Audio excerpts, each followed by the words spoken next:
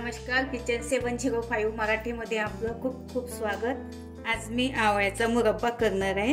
हे 700 ग्राम आवळे आहे, याला धुवून स्वच्छ घेतले आणि हे बघा असे मोठे मोठे पीस निवडून घ्यायचे, म्हणजे कारण किसायला बरं पडते। आणि थोडी विलायची पावडर अर्धा चमचा आणि थोडा कलर घेतला। तुम्ही याच्या ऐवजी फ्रूट कलरच्या ऐवजी केसर पण घेऊ शकता। हे बघा असे मोठे मोठे पीस असले ना तर किसायला सोपं पडते।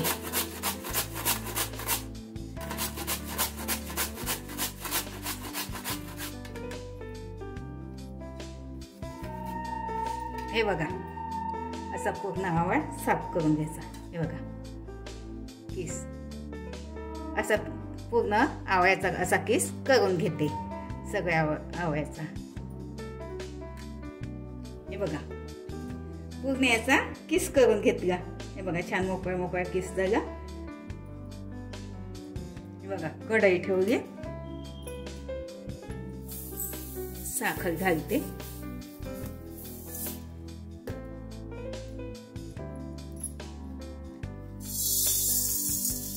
एक बाउल साखर थोडी घालते आधी।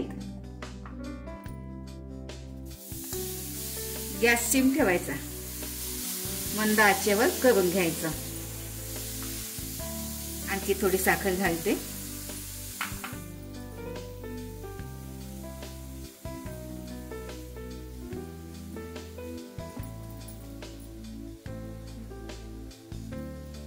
आवळ्यात भरपूर प्रमाणात कॅल्शियम असते। हे बघा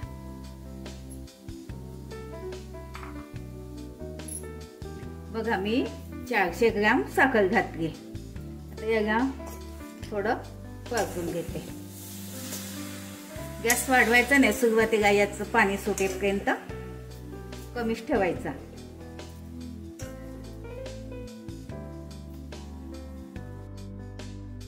हे बघा 2 मिनिट झाकून ठेवते।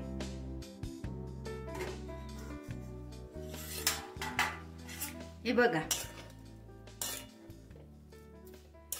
आता बघा पाणी सुटले, आता तळाशी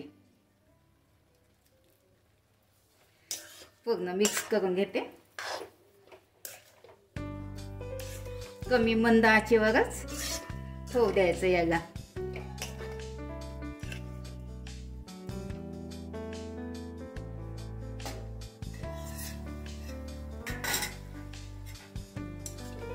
हे बघा पाणी सोकत आलंय, 10 मिनिट झाले याला। आणखी थोडा आहे, पूर्णपणे आटू देते।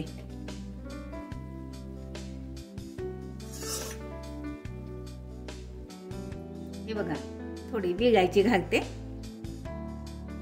4-5 विलायचीचा पावडर आहे।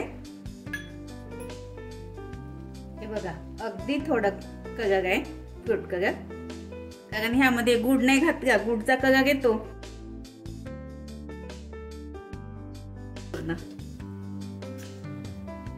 थोडा घालायचा, पूर्ण मिक्स करून घेते।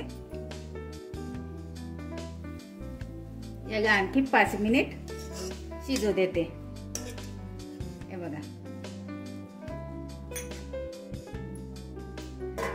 तुम्ही साखरेच्या ऐवजी गुड पण घालू शकता किंवा अर्धा गुड अर्धी साखर पण घालू शकता।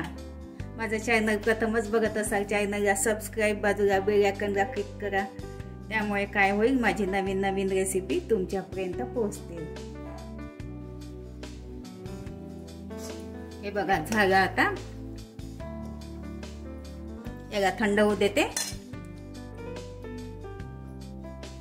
बाउलमध्ये काढून घेते।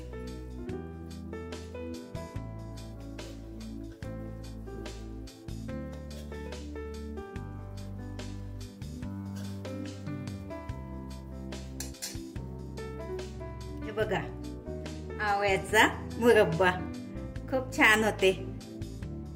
अशा पद्धतीने करून बघा, खाऊन बघा। रेसिपी आवडल्यास लाईक, सबस्क्राईब करा, कमेंट्स करा। मस्त खा आणि स्वस्त रहा। धन्यवाद। भेटू पुढच्या रेसिपीला, तोपर्यंत नमस्कार।